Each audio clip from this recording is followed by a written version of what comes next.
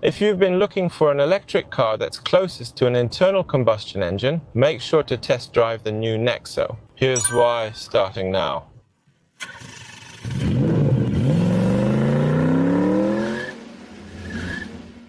Hello, this is Yomok Gureum. Today we'll look at the second generation new Nexo. The Nexo is a hydrogen electric vehicle. Normally when we think of electric cars, we charge them for a long time and then drive using the charged battery.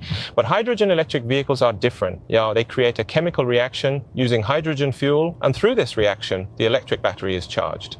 That's why, although it's called an electric car, it lacks a large battery. This is the underside of the Nexo. It's similar to other internal combustion vehicles, but has a large hydrogen tank in the rear. Although it's called an electric car, there are structural differences. The Nexo electric car's biggest advantage is that it feels like a traditional internal combustion engine vehicle. When many people think about their next car, whether they like electric cars or not, they wonder, shouldn't my next car be an electric car? I think you'll have that kind of concern, but after watching this video, you'll probably think the Nexo electric car is attractive too. So, what kind of appeal does the new Nexo have?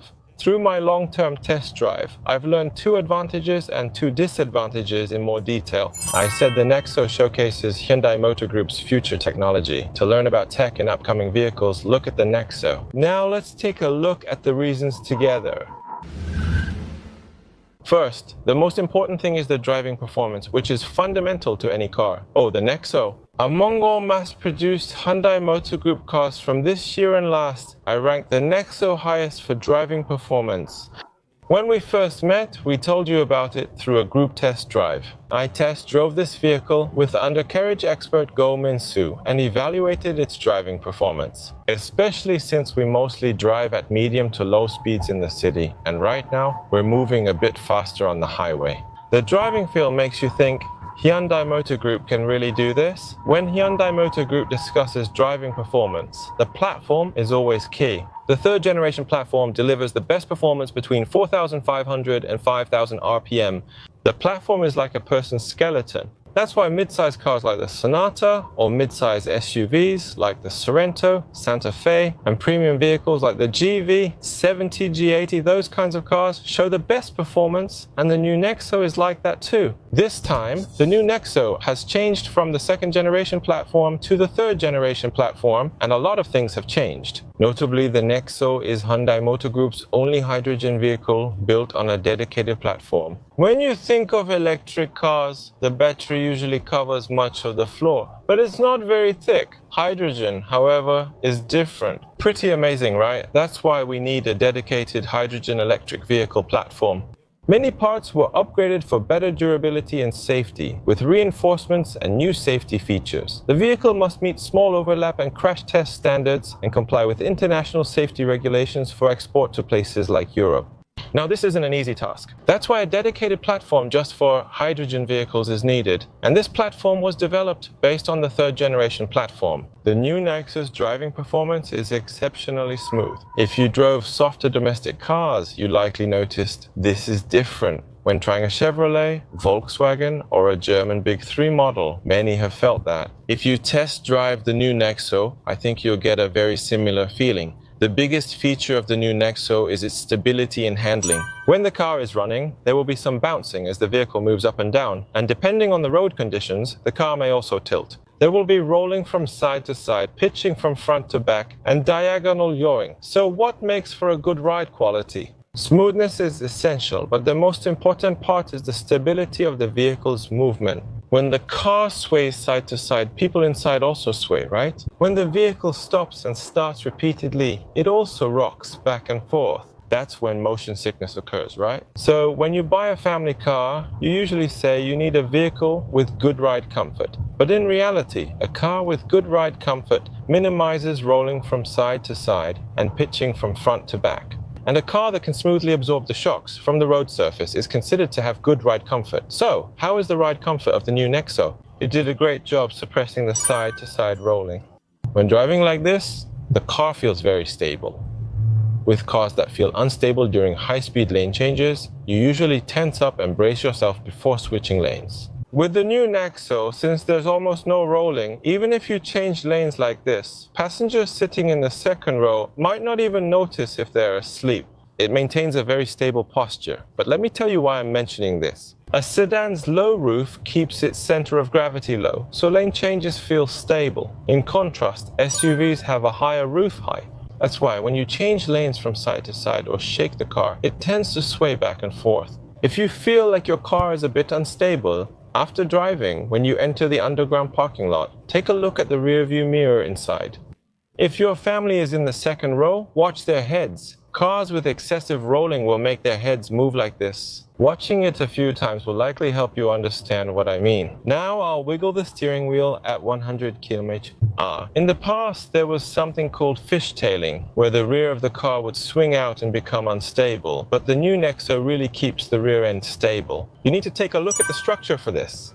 After my first test drive, I wondered how they improved it so much. I asked chassis expert Go Min-soo, does this car need any chassis improvements? Go Min-soo replied firmly that nothing needs to be done at this stage. Typically, what traits do cars needing chassis upgrades have? The suspension determines the ride comfort, the stabilizer firmly holds both wheels to maintain balance, and another important part is the spring, which quickly absorbs shocks. When relaxing, the suspension plays its role. These three components determine the ride comfort. In domestic cars, parts like the stabilizer or spring are usually set up softly, and there's a reason for it. Korean consumers really like a smooth ride, so when cars that are set up softly for the domestic market are exported to places like Europe, suspension parts with higher rigidity are used. These parts are applied to reflect the preferences of each country. Then, why don't you offer these stiffer parts in Korea? We did, and we still do. You know, there was a part called TOEX. This part provided components related to the suspension. You can't see it now because people prefer a smoother ride to a firm one. That's why, by nature, it inevitably allows for a bit more rolling and pitching. So, when you first ride in a German luxury car, the reason you say the car's movement is really clean comes from this. They commute on the Autobahn, right?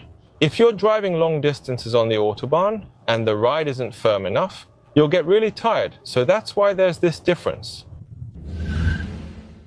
Okay, so now we know the car's movement is good, but what about the ride comfort?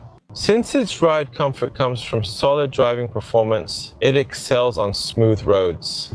When you hit bumps, you get some deep damping sounds, and if the road condition is a bit bad, small vibrations occur. It would be great if it could even reduce those small vibrations, so for people who don't like a firm ride, the small vibrations might feel a bit disappointing. The cabin's quietness is also very important. Looking at the exterior design, since it's a bit angular, I was worried it might be noisy, but right now I'm driving steadily at 110 km/h on the highway.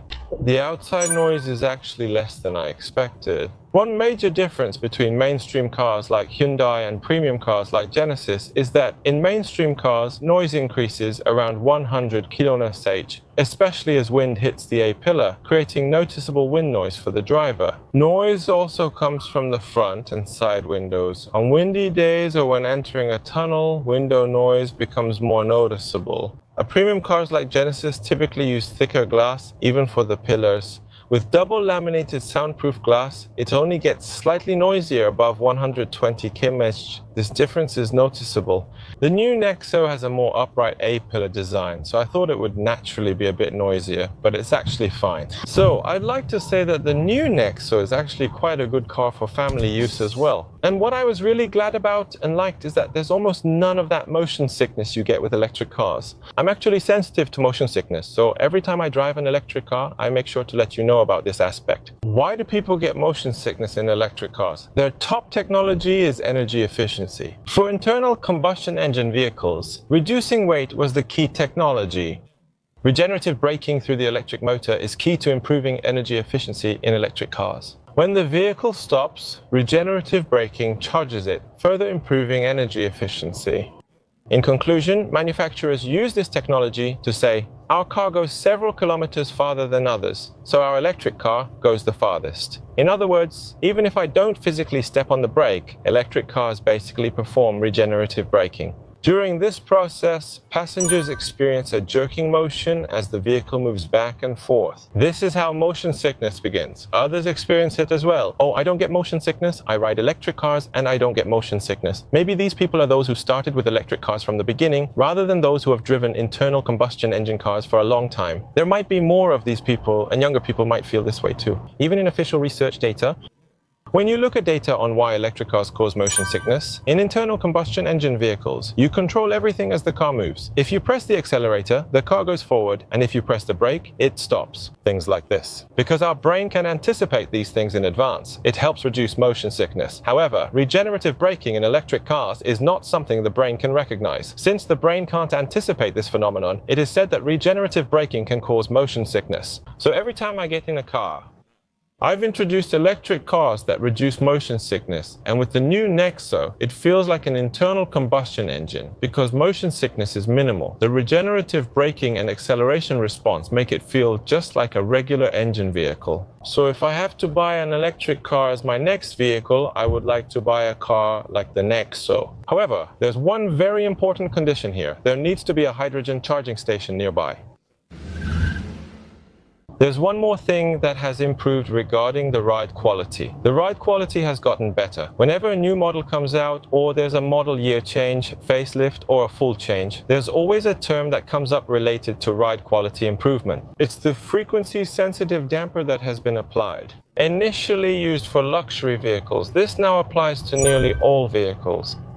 The reason I told you that the new Nexo represents Hyundai's future technology is because the new Nexo is the first to feature the hydronic rebound stopper technology. This technology is called speed bump control technology in Korean. You could definitely feel it when driving over deep potholes, big bumps, or speeding over speed bumps. Previously, when there was a thud and delay, it felt very uncomfortable. If a big impact takes time to recover, it feels even stronger. But with HRS technology, those big shocks are reduced. When you go over a speed bump or the car twists, your head sometimes thuds and shakes like this. If you go through places like that, you'll immediately notice the HRS technology. This technology was first applied to the Nexo, and it seems that most vehicles released in the future will have this technology as well. Maybe now the Grandeur is preparing for a facelift, and other vehicles like the Santa Fe are also getting ready for release. HRS has been applied to these vehicles as well, so I wanted to mention that.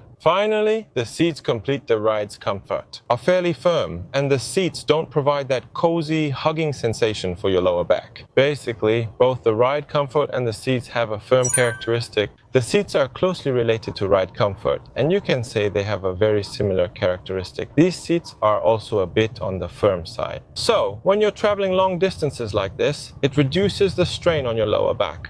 So what are the downsides? The first one, as I've been saying, is the price. With the release of the new Nexo, if you look at the trims, even the most basic V2L function, which is considered standard in electric vehicles, is not included in the base trim. So you end up moving to the higher trims, and once you add a few options there, the price goes over 80 million won. When the price exceeds 80 million won, you probably think, I might as well buy a premium Genesis. So the price becomes a burden, but of course there's definitely a reason for this price. A hydrogen electric car's engine bay contains stacked components, and underneath are hydrogen tanks. The cost of hydrogen-related parts and modules alone is over 40 million won.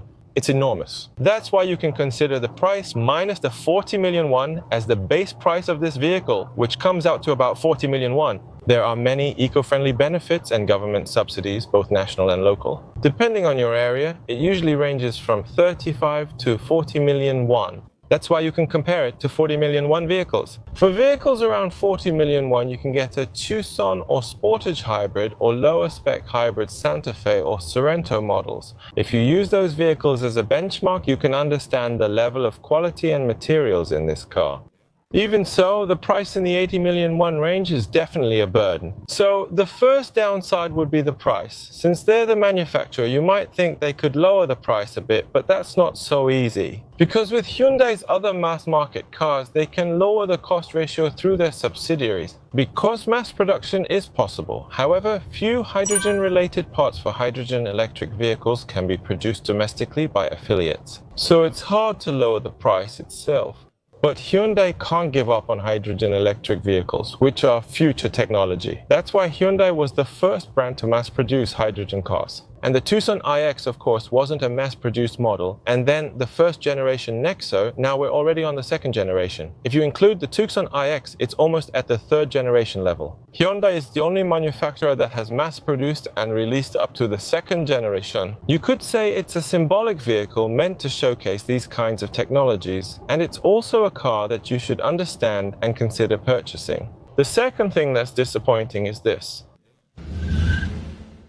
The aspects that enhance the interior feel are mostly visual. Usually, when we drive a luxury car, the materials like metal, high-quality leather, and good sound are considered the technologies and features that represent luxury cars. But the first thing you notice, the materials you see with your eyes are quite disappointing. It's really hard to find areas wrapped in leather, and these days, even plastic materials are made to look more like leather. For example, if you look at the door trim here, it's plastic, but they've added this stitch design to make it look like leather. But even with this urethane, the very top part is a more luxurious urethane, while the lower part is a rougher urethane that you rarely see in cars these days. If you scratch it with your fingernail, it makes a bit of a sound. You can see materials that feel like they might get scratched easily. It's not just the door trim, but the dashboard as well. The design of the dashboard also gives off a bit of a furniture vibe, but not many people would consider it luxurious. Here, it's fabric.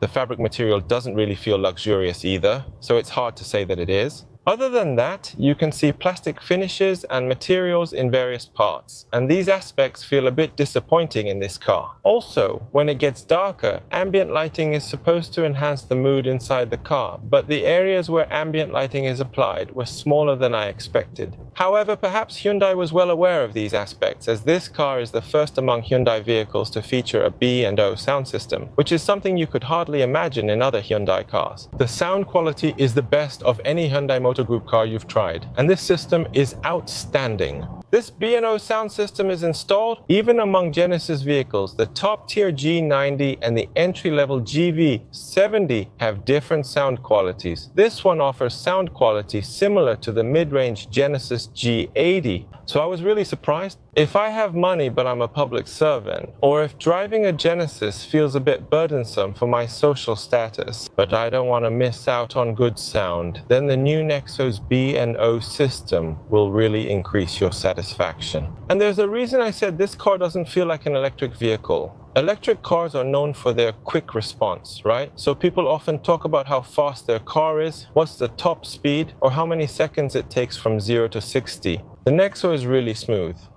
That goes for the pedal response as well as the brakes. First of all, during the test drive period, the mode I used the most was Eco mode. During the test drive, I tried different drive modes. I usually prefer Sport mode for performance over fuel saving, but with this car, I just used Eco mode. There's a reason for that. Even in Eco mode, there's nothing lacking. The accelerator response is smooth, and it has plenty of power as its foundation. There's no sluggishness, even when I stop and accelerate again. Many said the previous Nexo's initial acceleration was sluggish, but that's no longer the case. So, in normal mode rather than Eco, it almost feels like a sports mode compared to other cars. And the Nexo sports mode isn't flashy or noisy. It accelerates smoothly and feels great when you step on it. Even if you quickly release the accelerator, there's no jerking, unlike most electric cars, where sudden regenerative braking usually causes a jolt. That usually causes discomfort and even motion sickness, but there's none of that here. So, to put it simply, if you had to pick the electric car released in Korea so far that feels the most like an internal combustion engine car, which one would it be? One of them is definitely the Nexo, and the Nexo, including how it moves, just feels like you're driving an internal combustion engine car. So I mentioned that if I ever buy an electric car in the future, I would want to get a vehicle like the Nexo. We checked out the new Nexo today. I've already driven over 500 kilometers with this car, and during those 500 kilometers it felt really comfortable. If more hydrogen stations are built, you could use this like a liquefied petroleum gas car, offering the same convenience as an internal combustion engine. If the price of hydrogen electric cars drops a bit more compared to now, I think that in the future, between electric cars that need to charge their batteries and hydrogen electric cars that generate electricity through physical and chemical reactions with hydrogen hydrogen electric cars would become the leading technology. Still, I can say that all the inconveniences from the first generation have been improved. If you're someone who needs to buy an electric car right now, I recommend you definitely test drive the new Nexo as well. Also, it would be good to check what differences there are compared to what I told you today. For vehicles that cost tens of millions of won, don't just test drive them once, try them several times. There's a video analyzing the undercarriage on the channel. If you check it out with your own eyes and take a test drive yourself, wouldn't that help you make a better choice when selecting a car? Then I'll see you next time with an even better video. Thank you. If this helped you, please like it. Subscribe and turn on notifications to get accurate new car information quickly. Thank you.